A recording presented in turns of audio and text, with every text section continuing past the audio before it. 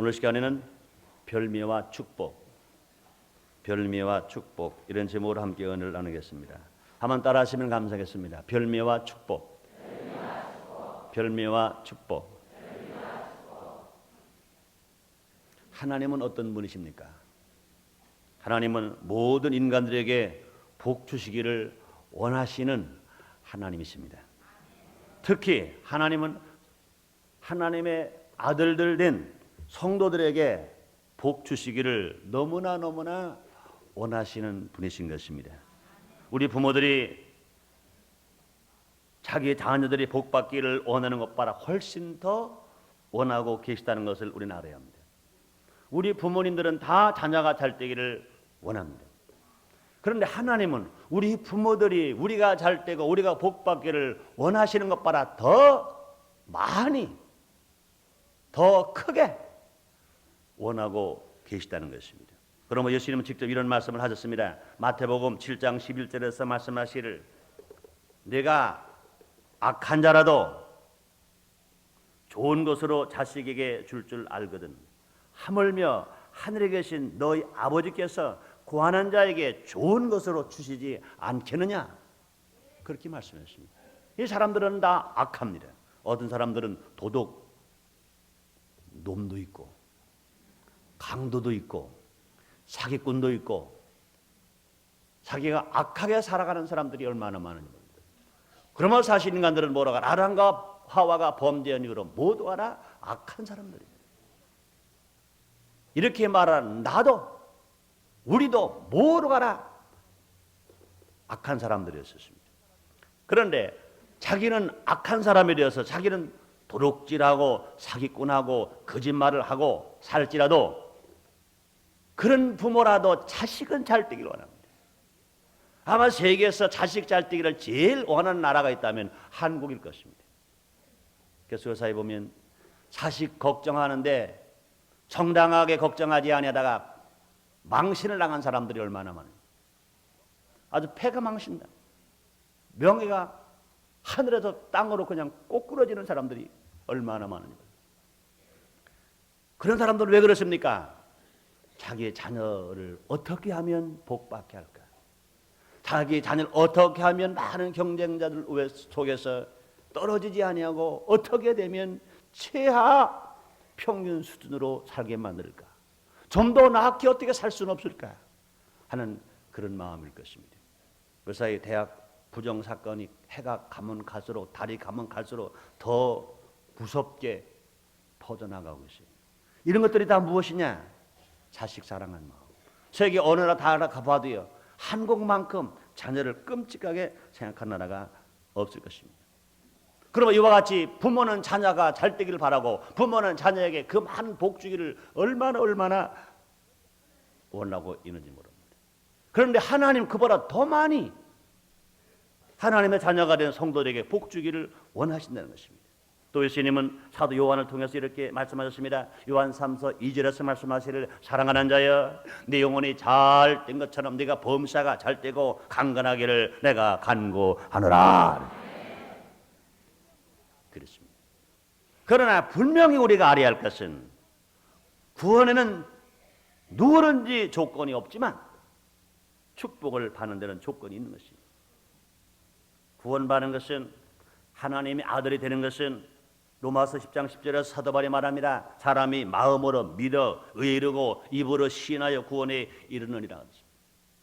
마음으로 믿기만 하면 입으로 시인하기만 하면 그것이 거짓된 마음이 아니고 거짓된 시인이 아닌다면 그것은 분명히 구원을 받아 하나님 아들 되었다 그랬습니다.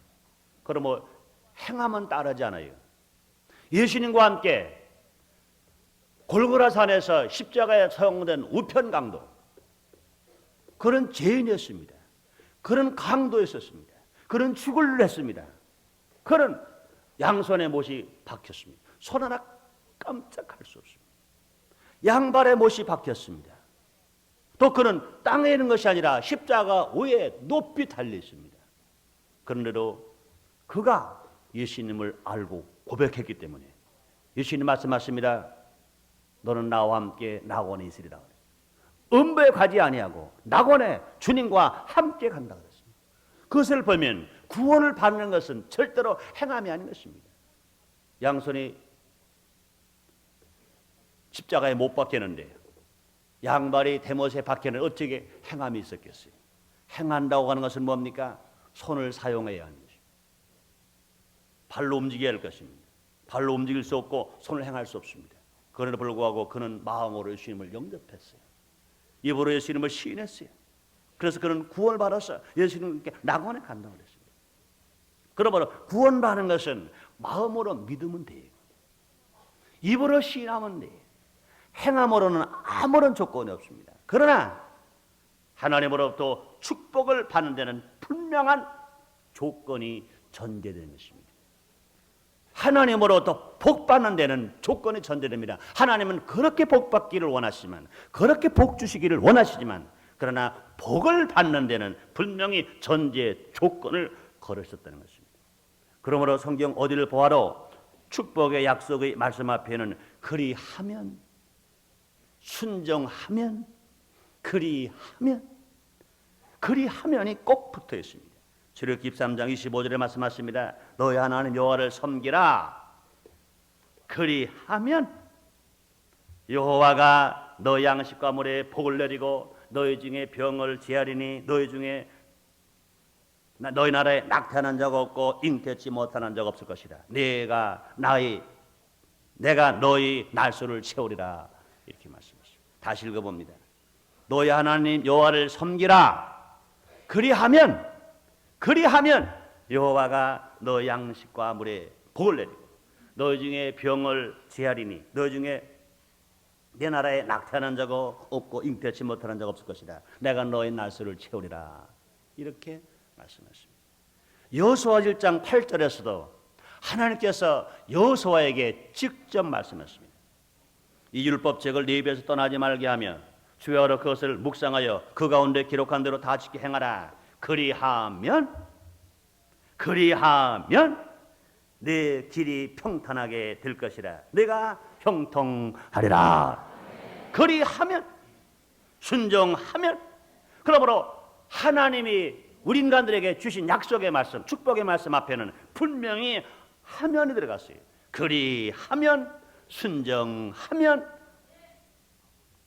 오늘 본문에서도 이삭은 아버지고 에사와 야곱은 그 아버지 아들입니다. 그 중에서도 이삭과 야곱은 성경에 나오는 인물 중 하나님께 복을 받은 사람들, 아주 대표적인 사람들입니다. 성경에서의 이들의 생활이나 이들의 말들은 모두가 다 하나님께서 인간들을 깨우쳐 주시기 위해서 하신 말씀들인 것입니다. 아버지 이삭은 아들에게 복을 빌어 주기 전에 별미를 요구하고 있습니다.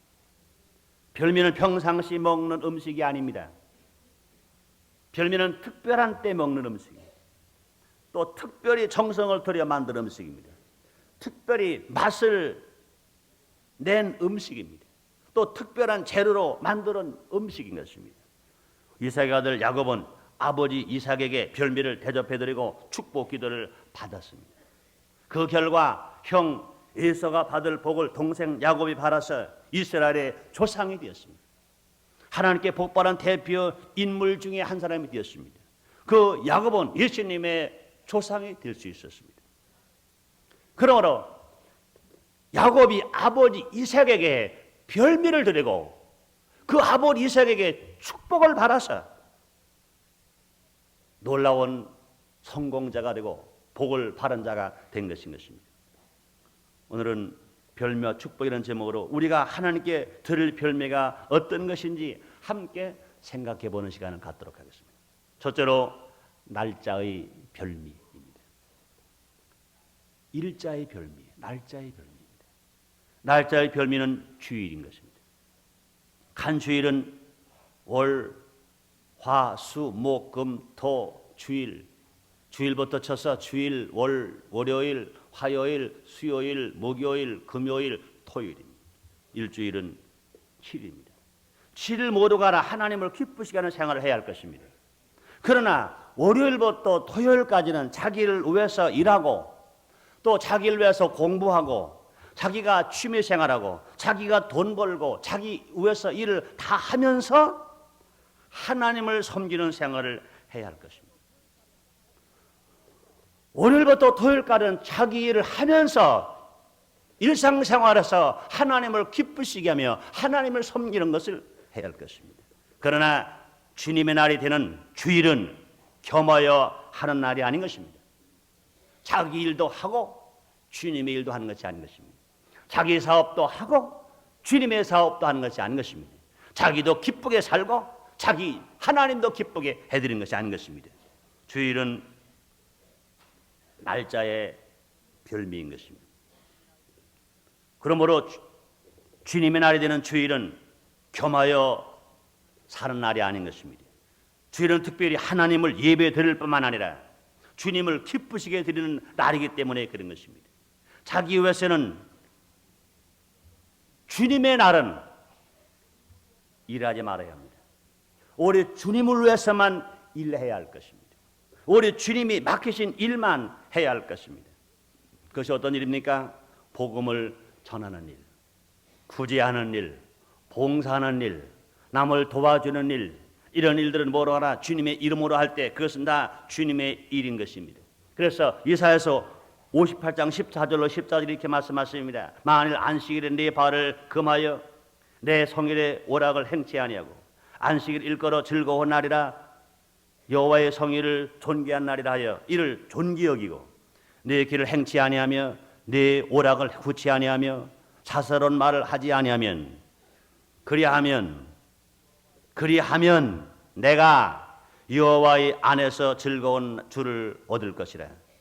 내가 너를 땅의 높은 곳에 올리고 네 조상 야곱의 업으로 기르리라. 여호와의 입의 말이니라. 하나님의 사랑받기를 원하시면 아멘 하겠습니다. 하나님 복 받기를 원하시면 아멘 하겠습니다. 야곱이 받은 복을 다 받기를 원하시면 아멘 하겠습니다. 그렇습니다. 야곱은 이스라엘의 12지파의 조상이 된 것입니다. 분명히 하나님 가르쳐 말씀하시기를 아브라함 하나님, 이삭의 하나님, 야곱의 하나님이라고 말씀하시는 것입니다. 그 야곱의 혈통 속에서 이스라엘 12지파가 나왔고 또 그 지파 중에서 이제 예수 그리스도가 탄생하는 놀라운 축복을 받게 된 것입니다. 그러므로 하나님의 사랑받는 사람, 하나님 축복받는 사람은 누구냐? 진실로 하나님께 별미를 드려야 할 것인데 날짜의 별미, 일자의 별미도 하나님께 드릴 때 하나님이 더 기뻐하시고 더 우리에게 은혜를 주시고 더 큰 축복을 주실 것 믿으시면 아멘 하겠습니다. 오늘 이 자리에 오셔서 오늘 거룩한 주일 하나님의 배 나와서 예배드리는 여러분들은 분명히 날짜의 별미를 하나님께 드려 나온 것 믿으시기를 바랍니다. 한번 따라하시겠습니다. 나는 하나님께 별미를 드려 나왔다. 그렇게 믿으시기를 바랍니다. 믿으시기를 바랍니다. 그렇습니다. 일주일이 7일 중에 주님의 날, 이 주일날은 하나님 앞에 드리는 날인 것입니다. 이 날은 하나님의 날인 것입니다. 하나님 영광 받으실 날일 뿐만 아니라 하나님이 받으실 날일 뿐만 아니라 하나님께서 인간들에게 복 주시고 은혜 주시고 축복을 주시는 날인 것입니다. 이렇게 별미를 드리러 주님께 나왔을 때 하나님으로부터 영적인 축복을 받고 믿음을 크게 성장해서 나갈 때 세상에 나가서 어떤 유혹이 오더라도 핍박이 오더라도 넉넉히 이기고 승리해서 하나님께 영광을 돌리면서 분명히 성도로서 부족함이 없고 부끄러움이 없는 삶을 살아갈 수 있으며 유혹을 뿌리칠 수 있으며 핍박을 견딜 수 있으며 연단을 이길 수 있는 우리 모두가 될 줄 믿습니다. 두 번째로 시간의 별미가 있습니다. 하루 시간은 24시간입니다. 성도는 24시간 모두 하나님과 동행하는 시간이 되기를 애써야 할 것입니다. 그러나 그 중에서도 하나님께 드리는 별미의 시간이 있어야 합니다.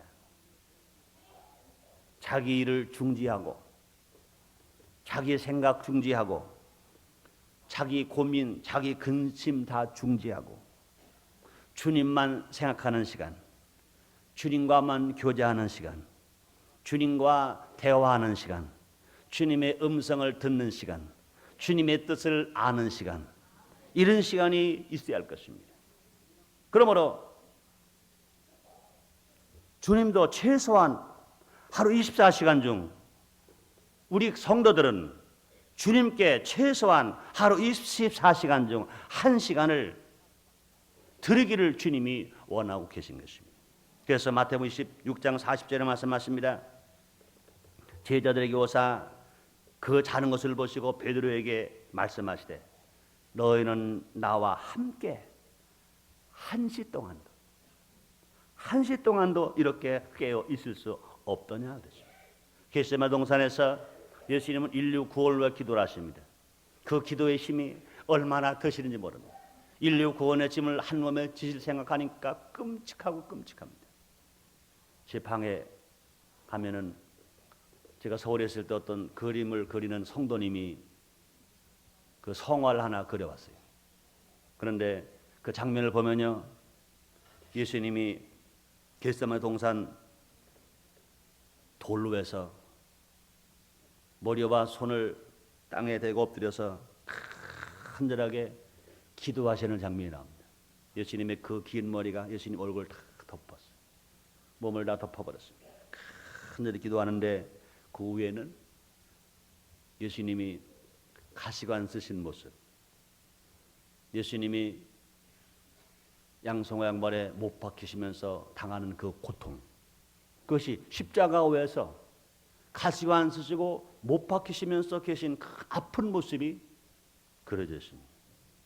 아래 그림에는 예수님이 겟세마네 동산 그 돌 위에서 기도하신 모습이 있고, 그 그림의 위에는 예수님 가시관 쓰시고 양송화 양말에 못 박히신 모습이 그려져 있습니다. 사람들은 이것이 어떤 걸까? 두 그림을 합작해 놓은 걸까? 이렇게 생각하는 사람도 있었어요.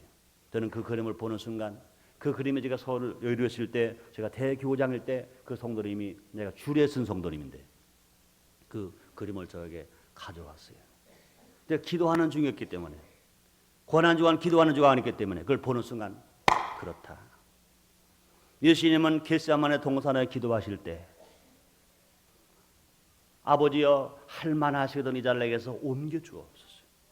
그러나 내 뜻대로 마옵시고 아버지 하는 뜻대로 하옵소서 할 때, 그때에 예수님은 무엇을 보시고 할만하시거든 이 자를 내게서 옮겨 주옵소서 했겠습니까? 예수님이 기도하실 때 당신이 매맞아야 할 그 모습, 당신이 써야 할 그 가시관에 찔리는 모습, 당신이 양송화 양말에 못 박히셔야 할 그 모습을 예수님은 벌써 아시고 계셨습니다. 그럴 때 예수님이 기도하시는 것입니다. 당신이 당할 고난을 벌써 겟세마네 동산에서 기도하시면서 그 모습을 가지고 계셨습니다. 그것을 그 그림을 그리는 화가가 그 그림을 그려놨어요. 야, 제가 얼마나 고마운지 몰라요. 그것은 분명히 예수님의 생각을 그대로 깨달은 성화라는 것을 제가 알게 되었던 것입니다. 그렇게 고통을 당하시고 기도하시면서 예수님이 제자들에게 말씀하십니다.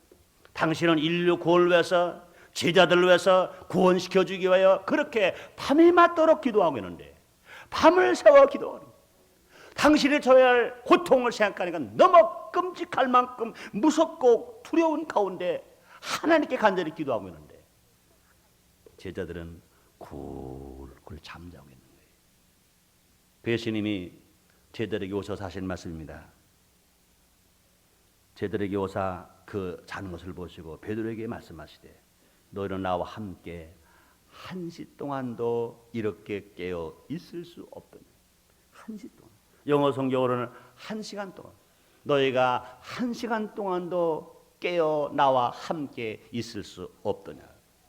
그렇습니다. 성도는요, 시간의 별미를 주님께 드려야 합니다. 하루 24시간 중 자기 형편에 따라 제일 좋은 시간을 정해서 최소한 하루에 24시간 중에 24분의 1인 1시간은 주님께 기도하는 시간을 가져야 할 것인 것입니다. 바빠도 가져야 할 것이고, 피곤해도 가져야 할 것이고, 할 일이 많아도 가져야 할 것인 것입니다. 그러므로 하루에 그 시간, 어느 날 어느 시간 정하면 좋겠습니까? 각자 자기 형편에 따라서 하루의 시작이고 고요한 새벽 시간을 택하든지, 또 주부들은 남편을 출근시키고 자녀들 학교 보내고 난 후에 오전 조금 한간 시간을 택하든지, 아니면 정오의 시간을 택하든지, 아니면 하루 일과를 다 마치고 조용한 밤을 택하든지,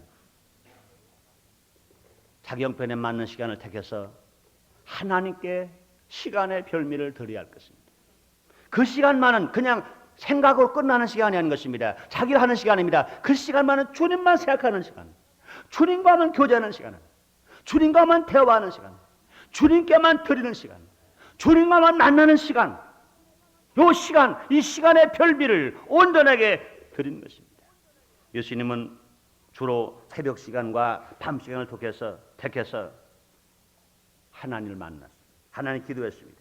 낮에는 부지런히 하나님 일을 하시다가 예수님은 매일 하루 일을 시작하시기 전에 새벽 미명에 감난산에 가셔서 기도하셨습니다. 또 예수님은 제자들을 택하실 때는 밤에 깊이 기도하셨습니다. 인류 골에서 게시다마리 동산에서 깊이 기도하실 때는 한밤중 밤이 맞도록 주님이 기도하신 것입니다. 그러므로 깊은 기도는 시간을 넉넉히 가지고 할 수 있는 밤이 좋을 것입니다. 매일매일을 하나님께 맡기고 그날을 위한 기도는 새벽이 좋을 것입니다. 그러므로 우리는 하나님 앞에 시간의 별미를 드리고 살아가는 사람들은 분명히 하나님의 은혜를 더 받을 것이고 하나님의 사랑을 더 받을 것이고 하나님의 축복을 더 받게 될 것입니다. 사랑하는 성도 여러분들이여, 시간의 별미를 드리고 주님과 깊이 교제하시는 여러분 되시기를 주의 이름으로 축원합니다. 세 번째로 재능의 별미가 있습니다. 하나님은 모든 인생들에게 각자 다른 재능을 주셨습니다. 또 성령을 통해서 각자 다른 은사를 주신 것입니다. 이런 모든 재능과 은사는 자기만 위해서 살라고 주신 것이 아니고 하나님 잘 섬기고 서로 도우며 봉사 잘 하라고 각자에게 재능을 주신 것입니다. 그러므로 이 재능을 하나님께 별미로 드려야 합니다. 하나님의 집인 교회는 각종 재능이 필요한 것입니다. 우리 교회도 그렇습니다. 이 교회가 하나님의 집인 것입니다.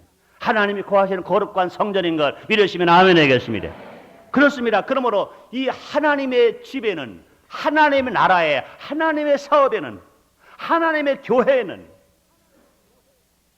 각종 재능이 다 필요합니다.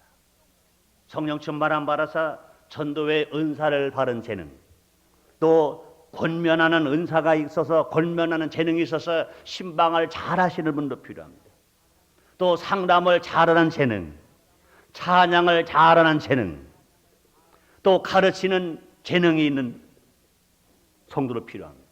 또 안내를 잘하는 봉사의 재능, 성전에서 안내를 잘하는 분, 교통 안내를 잘하는 분, 차량 안내를 잘하는 분, 다 재능이 필요한 것입니다. 그런데 우리가 분명해야 될 것은 이 봉사도 그렇습니다. 겸손하지 아니하고 인내하지 않으면 이걸 안내를 잘 못할 것입니다. 또 뿐 아니라 교회는요, 기획과 관리의 재능이 필요한 것입니다. 교회가 성장해 나가는 것은 성경은 주님이 말씀했습니다. 잠언서 16장 1절에 말씀하시를 마음의 경영은 사람에게 있어도 말의 응답은 여호와께 있다고 그랬습니다. 그러므로 우리 성령의 인도함을 따라 계획하고 관리하는 게 중요합니다. 그때 하나님 역사하신 것입니다. 그러므로 교회도요, 성장 계획이 있어야 되고 또 성장 전략이 있어야 되고 또 뿐만 아니라 새롭게 관리하는 것이 필요한 것입니다. 그러므로 기획과 관리의 재능이 필요합니다. 또 뿐 아니라 이제 지금은 매스미디어 시대인 것입니다. 방송을 통해서 전파될 수 있습니다. 지금 제가 아무리 이 자리에서 설교를 잘한다 하더라도 마이크를 꺼버리면 설교할 수 없습니다. 그러므로 마이크 소리가 하나가 하나님 말씀을 증거하는데 많은 성도는 은혜를 받는데 얼마나 중요한지 모릅니다. 그리고 방송의 재능 뿐만이 아닙니다. 이제 말로 전해야 되는 이 설교를 이것을 문자화시켜서 신문으로 만들어내고 출판하는 것, 여기도 재능이 얼마나 필요한지 모르고 또 교회가 여러분이 낸 헌금을 잘 수전해서 바르게 쓰여지려면 수전하는 재능을 가진 분들, 회계를 잘하는 재능을 가진 분도 얼마나 필요한 것입니다. 또 교회가 증축되어야 되고 교회가 새롭게 또 성전이 건축되어지려면 또 관리하려면 건축의 재능, 설계의 재능, 토목의 재능을 가진 사람들도 얼마나 많은지 모릅니다. 또 뿐 아니라 지금 이 시대는요, 시각적인 시대인 것입니다. 그러므로 같은 글자를 쓰더라도 어떻게 도안을 잘하고 디자인을 잘 했느냐에 따라서 안 볼 걸 보게 되고 보는 것을 확실하게 보게 되는 것입니다. 그러므로 도안이나 디자인의 재능, 그에 대해 많은 재능들이 있습니다. 꽃 가꾸는 꽃거리 재능, 식당에서 밥 잘하는 재능, 또 뿐만 아니라 이제 성미를 가져오시면 성미를 잘 팔아서 기도를 잘 해주시는 재능, 각자의 재능을 다 주신 것입니다. 하나님 다 재능을 다 주신 것입니다. 그런데 이 재능을 우리는 분명히 하나님을 위해서 쓰는 사람이 되어져야 할 것입니다. 이 모든 재능이 하나님께 쓰여질 때 축복과 보람이 있는 것입니다. 그래서 마태복음 25장에 달란트 비유에 말씀합니다. 2달러를 받은 사람과 5달러를 받은 사람은 바로 가서 장사를 했다 그랬습니다. 그 말이 뭡니까? 하나님으로부터 받은 재능을 바로 가서 하나님의 사업을 위해서 일했다 그 말인 것입니다. 봉사했다 그 말입니다. 충성했다 그 말입니다. 그래서 그 주인이 오래간 후에 돌아왔을 때 그 재능을 가지고 수고한 대로 해결해 주었습니다. 2달러를 받은 사람은 바로 가서 봉사해서 4달러를 남겼고 5달러를 받은 사람은 바로 가서 장사를 해서 10달러를 남겼습니다. 그 주인이 뭐라 말합니까? 잘했다 충성된 종아, 내가 작은 일에 충성했으니 더 큰 것을 너에게 주겠다고 주님이 말씀하십니다. 그런데 1달란트 받은 사람은 땅에 묻어놓았습니다. 별미를 하나님께 드리지를 못했습니다. 그는 봉사하지 않았습니다. 그는 무관심했습니다. 결과적으로 그 사람은 하나님께 저주를 받았습니다. 주인에게 저주를 받았어요.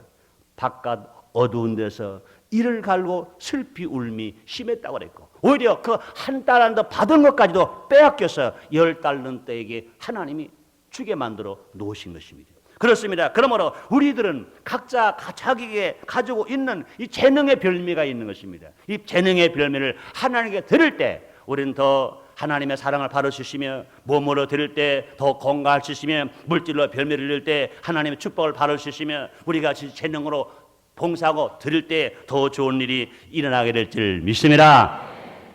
네 번째 마지막으로 물질의 별미가 있습니다. 야곱은 맛있는 음식의 별미를 아버지 이삭에게 드리고 축복을 받았습니다. 속담에 그런 말이 있습니다. 생일날 잘 먹자고 굶다가 생일날 아침에 굶어 죽었다는 말이 있어요. 물질의 별미를 드린다고 해서 의무의 신앙을 하지 않고 물질의 별미만 드리는 것은 옳지 못한 것입니다. 의무의 신앙을 먼저 하고 그 다음에 별미를 드려야 된다는 것입니다. 에서나 야곱이 그동안 아버지를 이삭을 굶겼다면, 별미만 드리기 위해서 그동안 굶겼다면 이건 큰일 날 일인 것입니다. 그동안 에서와 야곱은 아버지를 잘 공경했습니다. 그동안 후회도 잘했습니다. 그런데 아버지가 늙어 나이 많아 눈이 어둡게 됐을 때 그 아버지가 축복 준다고 할 때는 그동안 잘 잡수셨는데도 불구하고 특별한 별미를 요구한 것입니다. 특별한 별미를 요구했습니다. 그렇습니다. 의무의 신앙을 먼저 하고 별미를 드리는 것은 당연한 것입니다. 그러므로 물질의 의무 신앙은, 물질의 의무 신앙이 무엇입니까? 자기의 소득의 10분의 1을 하나님의 것으로 인정하는 것이, 이것이 올바른 물질의 의무의 신앙인 것입니다. 또뿐 아니라 하나님의 것으로 인정한다면 하나님께 그대로 드려야 되는 것이 물질의 신앙의 의무를 다하는 것입니다. 이것을 지키지 않을 때 하나님은 책망하시고, 이것을 지킬 때 하나님은 크게 축복하시는 것입니다. 그래서 말라기 3장 8절로 12절에 이렇게 말씀하십니다. 사람이 어찌 하나님의 것을 도둑질하겠느냐. 그러나 너희는 나의 것을 도둑질하고도 말하기를 우리가 어떻게 주의 것을 도둑질하였나이까 하도다. 이는 곧 11조와 헌물이라. 너희 곧 온 나라가 나의 것을 도둑질하였으므로 너희가 저주를 바라느니라. 만군 여호와가 이르노라. 너희 온전한 11조를 창고에 들여 나의 집에 양식이 있게 하고 그것으로 나를 시험하여 내가 하늘문을 열고 너에게 복을 쌓을 것이 없도록 붙지 아니하나 보라. 만군 여호와가 이르노라. 내가 너희를 위하여 황충을 금하여 너희 토지 소산을 멸하지 않게 하며 너희 밭에 포도나무의 과실을 기한 전에 떨어지지 않게 하리니 너희 땅이 아름다워짐으로 열방이 너희를 복되다 하리라. 만군의 여호와의 말이니라. 그렇습니다. 우리가 물질의 의무의 신앙을 바로 하고 각자가 자기에게 주어진 자기의 바른 10분의 1을 하나님께 드릴 때 하나님께서 놀랍게 축복해 주실 것을 말씀하시는 것입니다. 그런데 우리 성도는요, 물질의 의무의 신앙뿐만 아니라 하나님의 사랑과 축복을 더 받기 위해서는 주님은 분명히 말씀하십니다. 별미의 물질의 신앙을 말씀합니다. 별미의 물질은 의무는 아닌 것입니다. 별미의 물질은 의무가 아니기 때문에 그것을 어떻게 드려져야 됩니까? 감사함으로 드려져야 됩니다. 기쁨으로 드려지는 것입니다. 더 큰 은혜, 더 큰 축복을 받기 위해서 드려지는 것입니다. 바른 은혜를 빼앗기지 아니하고 유지하기 위해서 드리는 것입니다. 원수마귀는요, 우리가 받은 은혜, 받은 사랑과 받은 축복을 어찌하든지 뺏어가려고 합니다. 그러나 하나님 앞에 진실로 물질로도 감사할 수 있는 그런 신앙을 가지고 있으면 원수마귀가 와서 받은 은혜를 뺏어가려고 하고 우리를 유혹하려고 할 때 당당하게 우리는 속지 아니하고 그 원수마귀를 향해서 잊을 수 있을 것입니다. 나는 너에게 속지 않는다. 하나님 나를 사랑한다. 나는 너와 관계가 없다. 예수의 이름으로 명하노니 원수마귀에 물러가라 하면 한 길로 들어온 원수마귀가 일곱 길로 떠나게 될 줄 믿습니다. 그렇습니다. 그런데 이런 별미들은 어떤 것입니까? 각종 감사 헌금들입니다.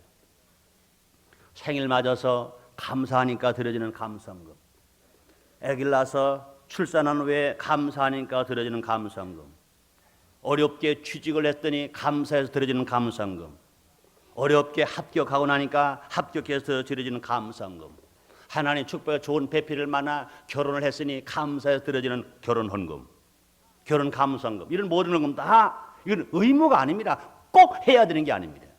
혹시 모르는 사람들에게, 초신자들에게 지역장님이나 권사님들이 그렇게 권면해 줄지를 몰라요.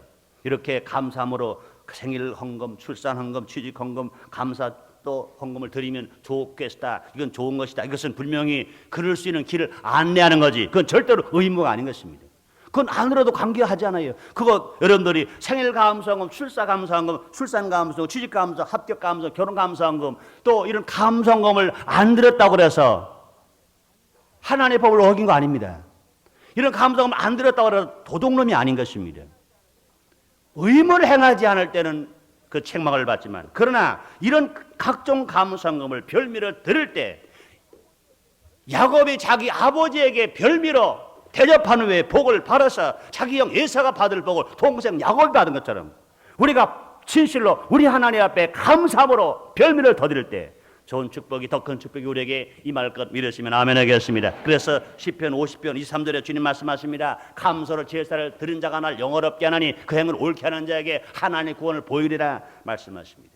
잠언 3장 9절로 10절에 말씀하십니다. 네 재물과 네 소산물의 처음 익은 열매로 여호와를 공경하라. 그리하면 네 창고가 거듭게 차고 네 집들의 새 포도즙이 넘치리라 말씀하십니다. 결론을 내겠습니다. 인간들은 모두가 복받기를 원하고 있습니다. 성도들은 마찬가지인 것입니다. 그러나 이것은 너무도 당연한 것입니다. 하나님도 원하시고 성경에 나오는 모든 복받은 인물들이 모두가 그랬습니다. 그러나 분명한 것은 별미 없는 축복은 없었습니다. 누구든지 복받은 사람 앞에는 별미를 드린 헌신이 있었던 것입니다. 그러므로 성도들은 복받기를 기다리는 것보다 먼저 별미를 하나님께 드리려고 애쓸 때 주의 은혜가 임하게 될 줄 믿습니다. 기도하겠습니다. 하나님 아버지 감사합니다. 오늘 우리를 사랑하시사 거룩한 성일 허락해 주시고 별미와 축복, 야곱은 아버지 이삭에게 별미를 드리고 축복을 받아서 믿음의 또 축복은 받은 조상이 되었고 진실로 예수님의 조상도 될 수가 있었습니다. 우리 모두가 다 하나님 복받기를 원하시는 것도 알게 하시고 우리가 복받기를 원하는 것도 고백합니다. 그러나 다시 한번 기억해야 할 것은 우리가 하나님 앞에 감사함으로 사는 별미를 드릴 수 있는 신앙들이 되어지게 주시옵소서. 날짜에 별미를 드려서 성수질하고 시간에 별미를 드려서 좋은 시간 하나님과 교제하는 기도의 시간을 갖게 되고 재능에 별미를 드려서 각자가 자기가 받은 달란트를 하나님의 사업을 위하여 봉사할 수 있게 하시고 진실로 물질에 별미를 드려서 창고가 가득히 차고 즙들의 새 포지 넘칠 만큼 복을 받게 하여 주시옵소서. 예수님 이름으로 기도드립나이다. 아멘.